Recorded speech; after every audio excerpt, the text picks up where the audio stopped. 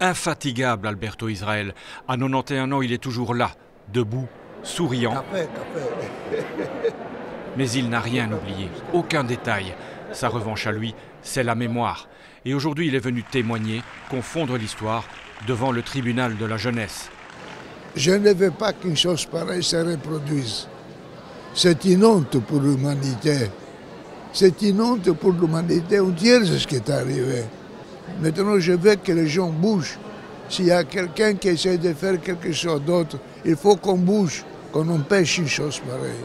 La déportation des Juifs de Rhodes, l'interminable voyage, les camps de travail, les camps de la mort.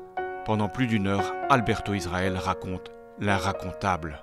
Des bébés étaient sur un tas et qu'ils ne prenaient pas la peine de vouloir les tuer, de prendre un seul boîtier de gaz pour des enfants, donc ils préféraient les mettre dans des fours vivants. Il y avait quelqu'un devant lui qui avait sa petite gamelle en fer et il tremblait tellement qu'il l'a lâché et c'était au moment où on lui servait à manger. Et l'Allemand a pris la cuillère, sa louche de soupe, si on peut appeler ça de la soupe, et il l'a jetée à terre et il nous explique qu'il a commencé à la manger à terre. Et on a vu que c'était loin pour lui, ça allait loin, quoi. Est-ce que vous pouvez vivre dans votre vie en voyant encore une fois cette scène? Moi, je la vois tous les jours. Libéré en 1945, Alberto Israel a quitté Auschwitz, mais Auschwitz ne l'a jamais quitté.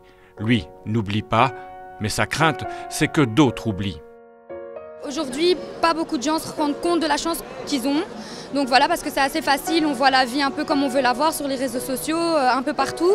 Et je pense que certains témoignages qu'on peut encore avoir à l'heure d'aujourd'hui permettent de faire un certain déclic à des personnes qui ne s'en rendent pas compte. Lire les journaux, voir la télévision, c'est bien, mais ça ne suffit pas. Il faut quelqu'un qui a vécu, qui leur dit voilà comment ça s'est passé, voilà ce qui s'est passé. À partir de ces moments-là, ils prendront leurs décisions. Aujourd'hui, la jeunesse bouge, manifeste, se mobilise pour le climat. Les consciences s'éveillent, l'humanité se réveille. Une autre victoire pour Alberto Israel. T'es plutôt optimiste ou pessimiste pour l'avenir?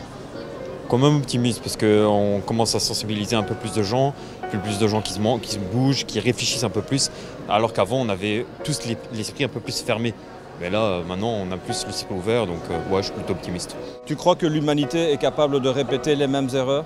Oui, sans problème, il l'a déjà prouvé. Qui viendra encore témoigner auprès des jeunes après vous, quand vous ne serez plus là? Ceux qui m'écoutent, il y en a qui vont témoigner, oui. C'est pour ça qu'on fait. Il y a j'ai déjà préparé des témoins. Pas des témoins, ce sont des témoins à témoins qui vont reconnaître. J'ai écrit un livre, c'est pour qu'ils le lisent, qu'ils sachent ce qui s'est passé. Ce livre, c'est pas un livre, c'est un témoignage, si vous voulez, donc c'est pour toi. Maintenant, je vais aller parce que les jeunes m'attendent.